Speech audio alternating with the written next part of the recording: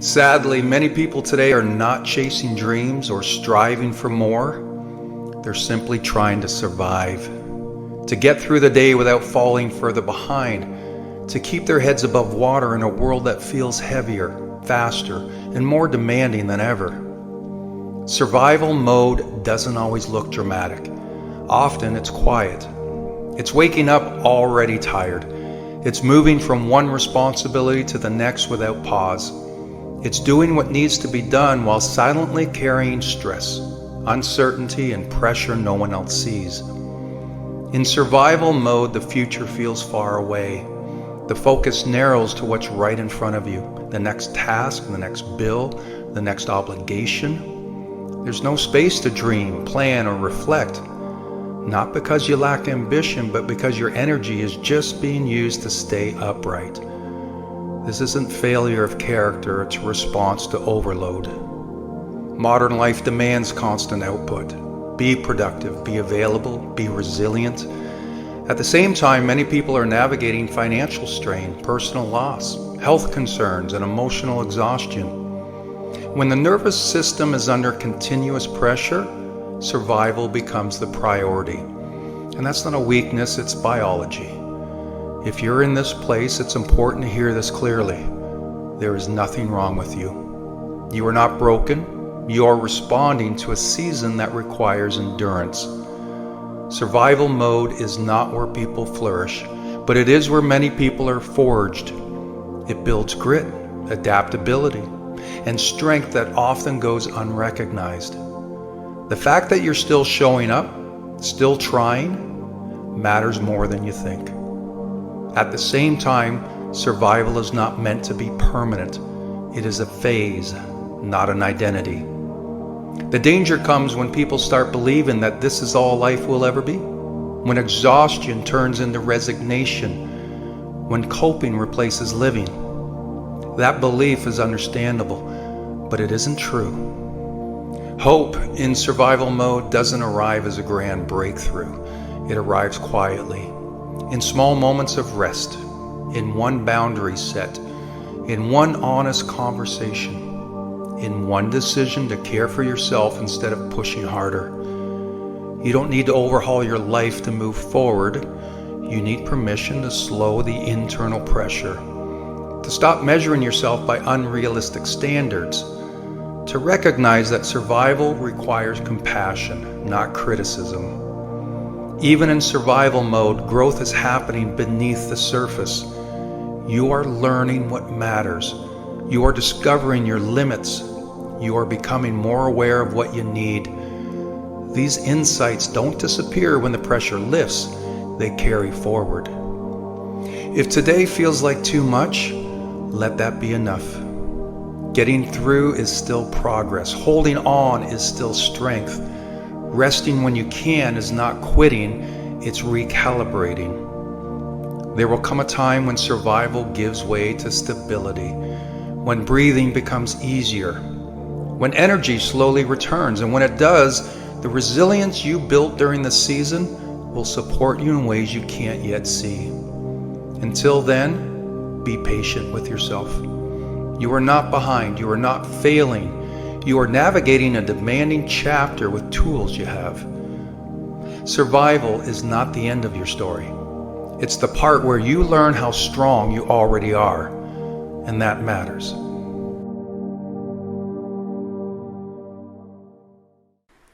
If there's a truth many people avoid because it's uncomfortable and sometimes even painful to admit, it's this.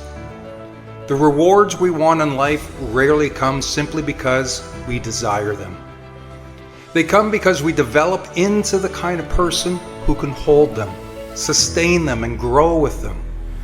Rewards go to the valuable, not in the sense of worthiness as a human being, but in the sense of capability, discipline, mindset, and character. It's natural to look outward when life feels unfair or stagnant. Most people do. They blame circumstances, timing, upbringing, environment, or other people's opinions.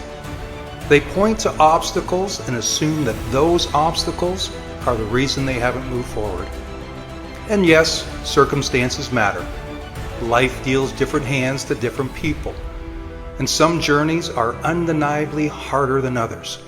Acknowledging that is honesty. But stopping there is a trap. Because even when the circumstances are real, they are not the end of the story. The harder truth, the one that requires courage to face, is that the most powerful lever we have for change is internal. Growth doesn't begin by rearranging the world around us. It begins by looking inward at our habits, our patterns, our character, our choices, and the beliefs we carry into every moment. Personal growth is uncomfortable because it forces us to confront the gap between where we are and who we could become. It asks us to accept responsibility for the areas of our lives we've avoided or neglected. It challenges us to develop new skills, new mindsets, and new levels of consistency. And for many, that internal work is far more intimidating than any external barrier. But nothing changes until we do. If we want greater opportunities, we must become the person who recognizes them, prepares for them, and follows through when they appear.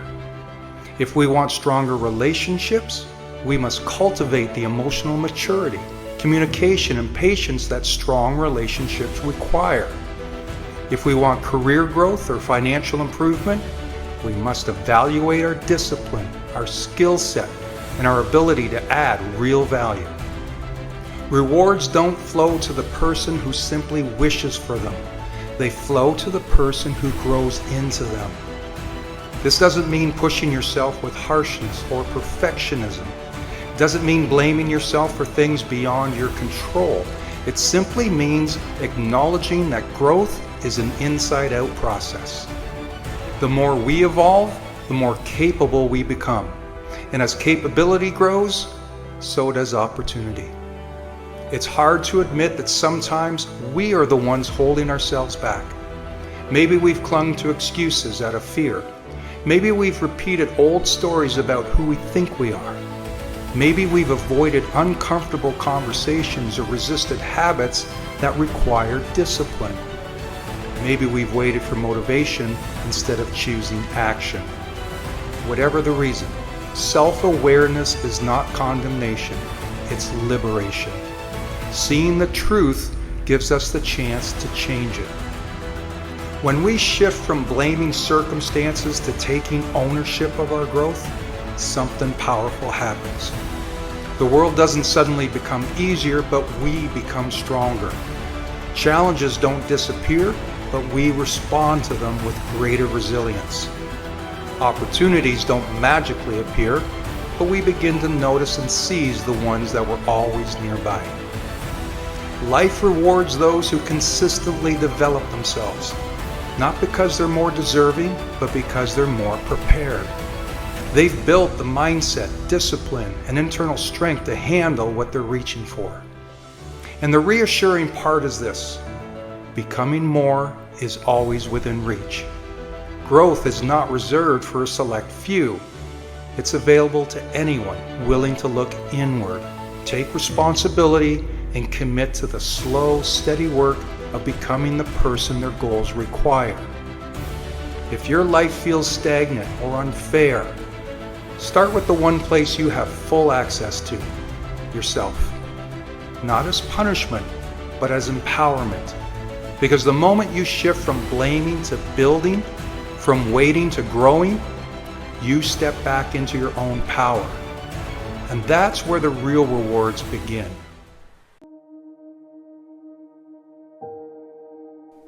There's a phrase making the rounds lately. It's called Therapy Bro Summer.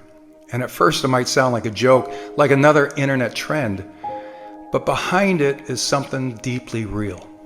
It's about men, fathers, brothers, sons, athletes, leaders, finally giving themselves permission to step into a new kind of strength. For generations, men have been told the same story. Don't cry. Don't talk about it. Don't be weak. We've been taught that toughness means silence, that masculinity means carrying the weight alone.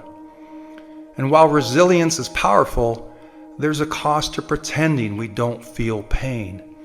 And that cost is broken relationships, anger that explodes out of nowhere, addictions that numb what words never expressed. Therapy Bro Summer means courage looks different now. It means the strongest thing a man can do isn't hiding his emotions, it's facing them. It's looking in the mirror and saying, I deserve to heal, I deserve to grow, I deserve to live free from the weight I've been carrying. Therapy isn't weakness. Healing isn't weakness. Vulnerability isn't weakness. They're all acts of courage. They're proof that you care enough about yourself and the people who love you to stop passing your pain forward. Because pain that goes unspoken doesn't disappear, it leaks. It leaks into how you talk to your partner.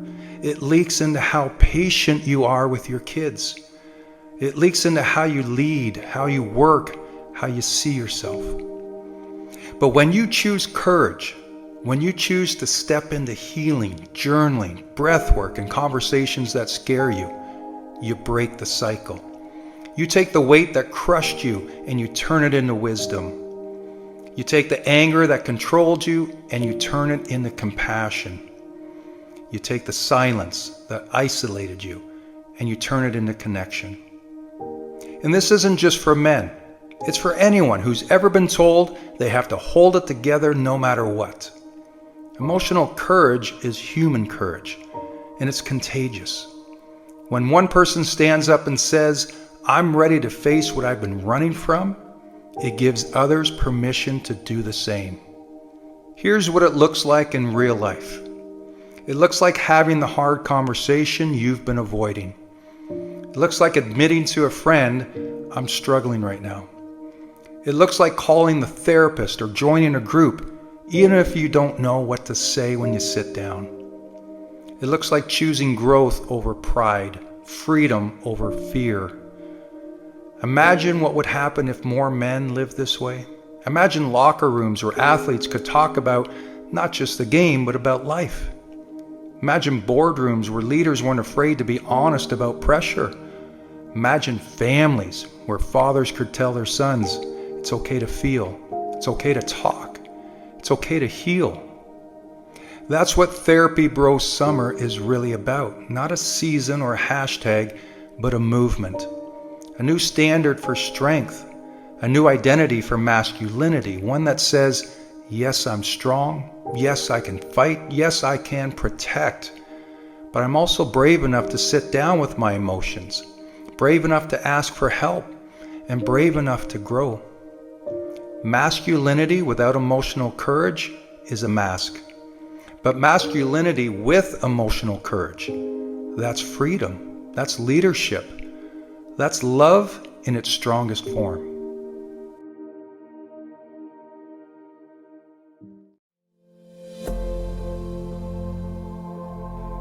We've all had those moments when motivation strikes and uplifts.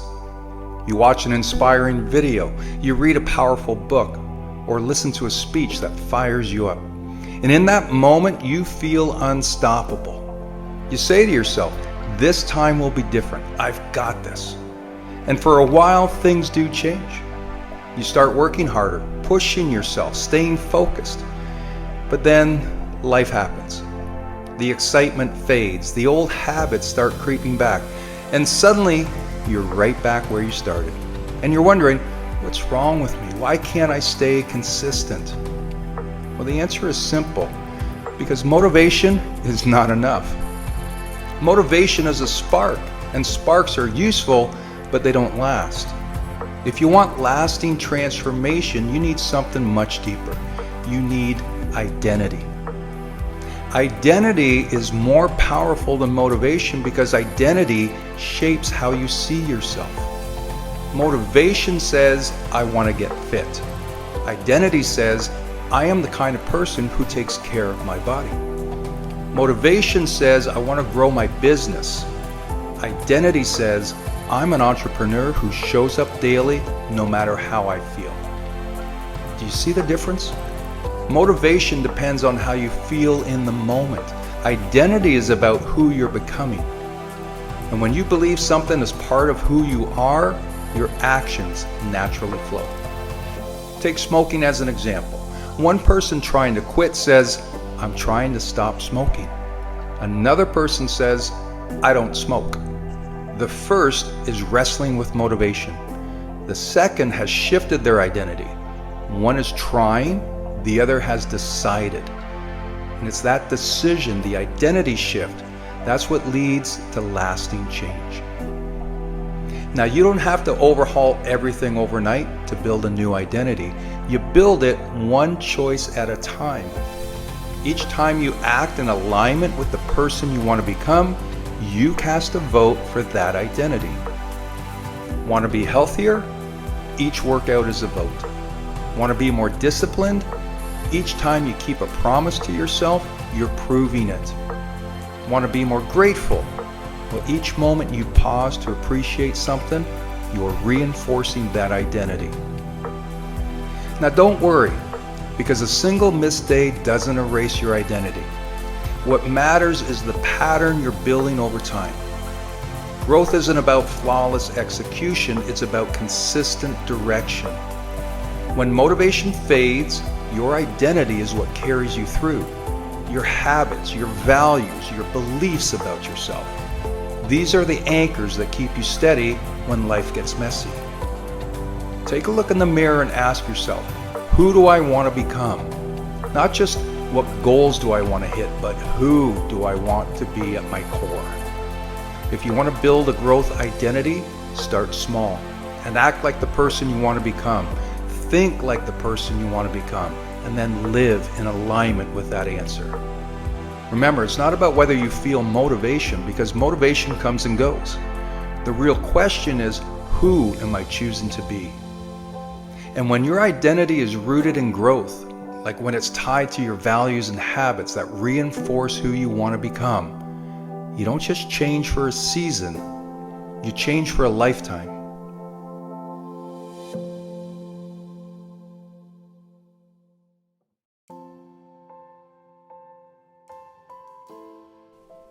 Fear is like an invisible chain that keeps people stuck. It's the voice in the back of your mind that whispers, "What if it all goes wrong?" It stops you from taking chances, from chasing dreams, from stepping outside the comfortable little box you've created around yourself. But did you know that most of what we fear never actually happens? It's not reality. It's just a story we tell ourselves.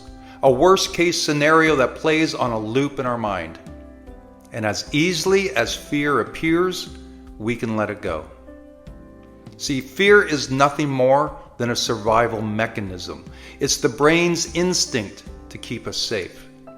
However, this neurological wiring stops us from speaking up. It stops us from trying. It stops us from living. We fear failure. We fear judgment. We fear discomfort. But the reality is, none of those things will destroy us.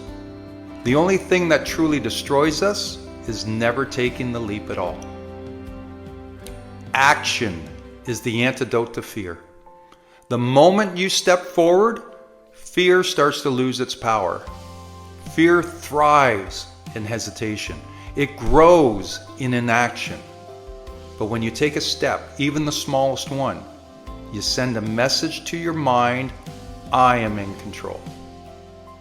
Think about the last time fear held you back. Maybe it was the fear of rejection, so you never asked for that opportunity. Maybe it was the fear of failure, so you never started. Maybe it was the fear of looking foolish, so you stayed silent when you should have spoken up. But now look at where you are. You survived. And chances are that fear wasn't as real as it seemed. Most of our fears dissolve the moment we face them head on.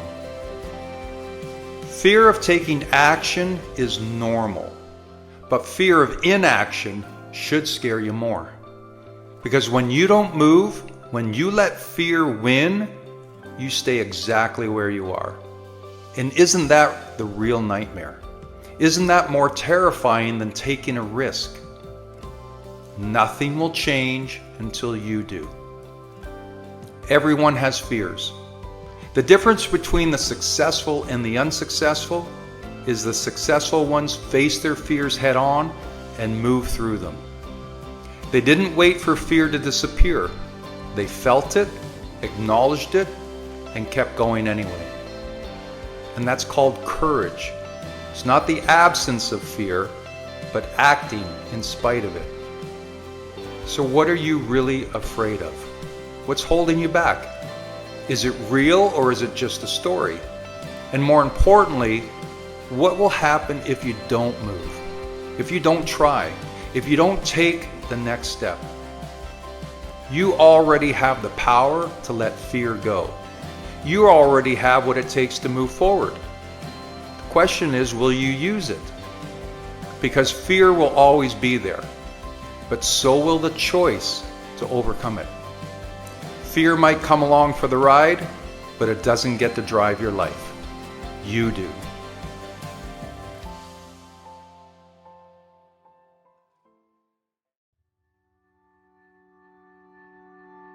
Whenever you want something big, something meaningful, a goal, a dream, a vision of a better life, at first it's exciting. You're fired up, ready to take on the world.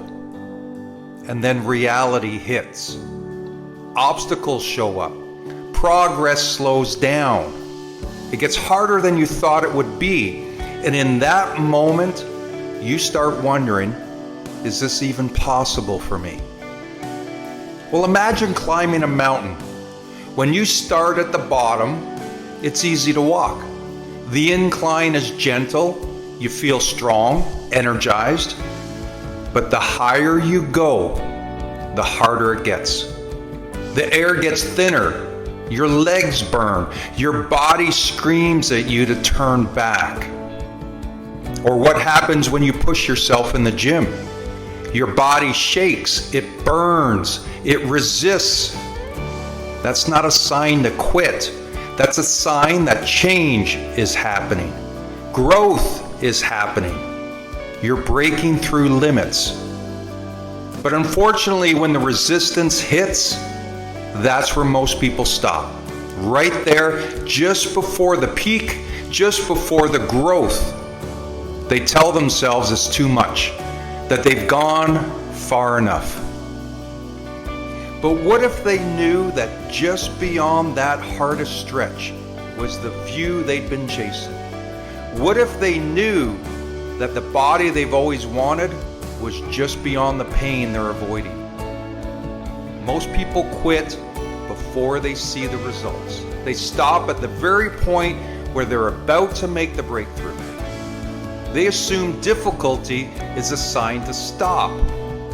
But like the saying goes, if it were easy, everyone would do it. Everyone would be in peak shape. Everyone would be financially free. Everyone would have the view. But they don't.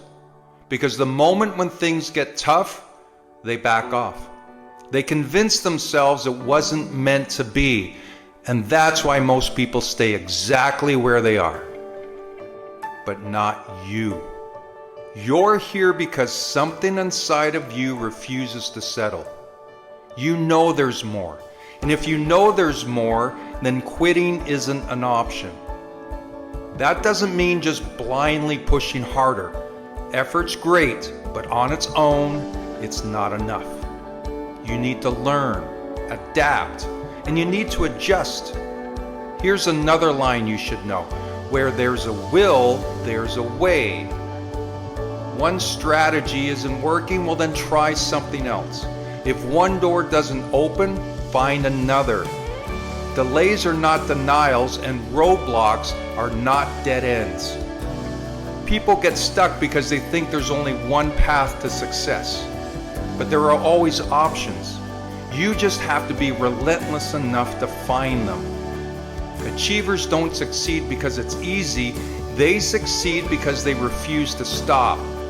They figure out a way in spite of the obstacles and the cries to stop. And that's exactly what you're going to do. When it feels impossible, when frustration creeps in and you start doubting yourself, remember this: you're not struggling because you're failing. You're struggling because you're growing, because you're doing something that most people aren't willing to do. Again, if it were easy, everyone would do it. But it's not easy, and that's the point. If you want the view, you gotta make the climb. If you want the body, you gotta do the reps. So keep going. Figure it out. Find a way. You'll be glad you did.